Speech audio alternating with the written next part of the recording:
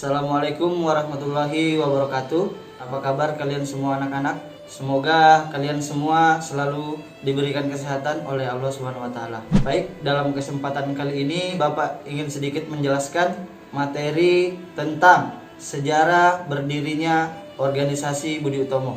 Sebelumnya, kalian masih ingat nggak berapa lama bangsa kita, bangsa Indonesia dijajah? Dan berapa lama pahlawan-pahlawan kita berjuang, bertempur untuk mengusir penjajah? Tentunya sangat lama, ya tidak? Jadi pada zaman dahulu pahlawan-pahlawan Indonesia itu mengusir penjajah selalu menggunakan cara berperang. Jadi para pahlawan kita itu selalu menggunakan cara berperang untuk mengusir para penjajah, yakni secara bersembunyi atau bergerilya maupun berkelompok. Hingga pada suatu saat perjuangan bangsa Indonesia tidak lagi menggunakan jalan perang untuk mengusir para penjajah dari bangsa ini, melainkan dengan pembuatan organisasi tertentu. Nah, di mana pada zaman ketika Indonesia mulai mendirikan organisasi, inilah disebut sebagai kebangkitan nasional. Dan dimulai dengan berdirinya organisasi Budi Utomo dengan tujuan memperoleh kemajuan yang bersifat harmonis bagi bangsa dan sekaligus untuk mengangkat derajat bangsa Indonesia. Maka dari itu anak-anak, inilah kisah tentang sejarah organisasi Budi Utomo.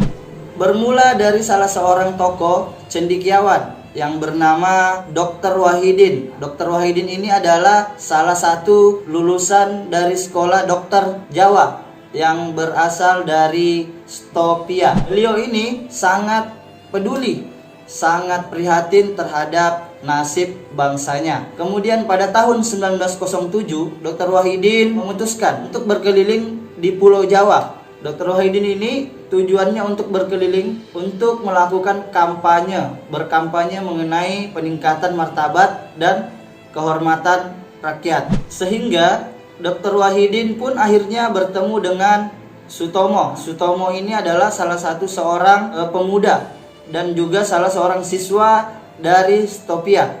Melalui perbincangan mereka, akhirnya mereka sepakat untuk mendirikan perkumpulan yang memperdulikan nasib bangsa yang dinamakan Budi Utomo. Pada tanggal 20 Mei 1908, tepatnya pukul 9 pagi di Stopia, Sutomo di sini pun berusaha untuk menjelaskan gagasannya kepada siswa Stopia dan mereka pun sepakat akan hal itu.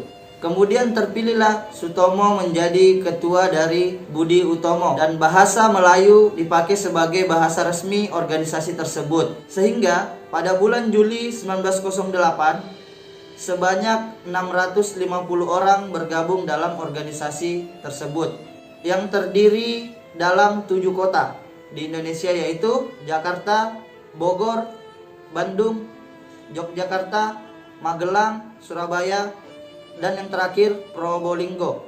Kemudian Budi Utomo menetapkan fokus pergerakan hanya di Jawa dan Madura. Kenapa demikian? Karena mendapat banyak pengaruh penjajahan Belanda pada daerah tersebut. Kemudian pada tanggal 5 Oktober tahun 1908, Budi Utomo juga mengadakan kongres pertama, yaitu di Yogyakarta, guna untuk menetapkan pengurus besar organisasi yang berasal dari golongan tua.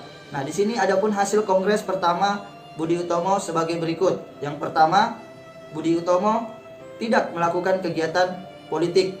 Kemudian yang kedua, kegiatan Budi Utomo ditunjukkan pada bidang sosial, budaya, dan pendidikan. Yang ketiga, ruang gerak Budi Utomo hanya Jawa dan Madura. Yang keempat, RT Tirto Kusumo, Bupati Karanganyar, dipilih sebagai Ketua Budi Utomo Pusat. Dan kemudian berdasarkan keputusan bersama untuk penetapan pusat organisasi Budi Utomo berada di Yogyakarta. Baik, mungkin itu saja yang dapat Bapak sampaikan pada kesempatan kali ini mengenai sejarah berdirinya organisasi Budi Utomo, yang mana berdirinya organisasi ini selalu diperingati sebagai Hari Kebangkitan Nasional setiap tanggal 20 Mei. Mungkin itu saja yang dapat Bapak sampaikan. Bapak akhiri. Assalamualaikum warahmatullahi wabarakatuh.